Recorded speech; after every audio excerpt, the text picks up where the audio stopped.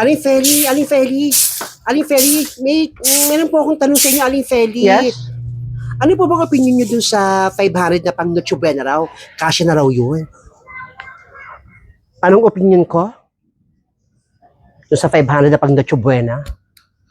Kung kakasya? Nagpapatawa ka ba? Hindi mo ba alam na ang mahal-mahal ng bilihin ngayon? Alam niyo ba, kapag magpapasko, tayong mga Pilipino, handa kung handa. No? Talagang ginagasto natin. Kasi minsan lang ang Pasko. Tapos 500? Papayag ka bang kumain ng macaroni na matabang? Spaghetti na malabnaw? At pansit na lasang toyo? Sigurado ka ba 500? Sinagsabi niya, kokobrain kang ulo. 500? Minsan lang ang Pasko. Huwag nating gawing kawawa ang sarili nating mga Pilipino. Kaloka?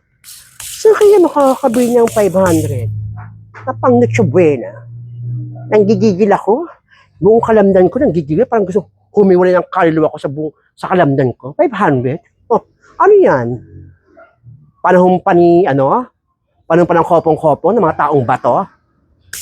Tinatigilan mo ako. Yung masasabi ko sa 500 yan, kulang pa yan. Tayo mga Pilipino, kain kung kain, lapang kung lapang. Na nakapagbigyan itong okasyon na minsan lang mangyari sa buhay natin. Nanggigil ako, titigilan mo ako, buong kinakausap.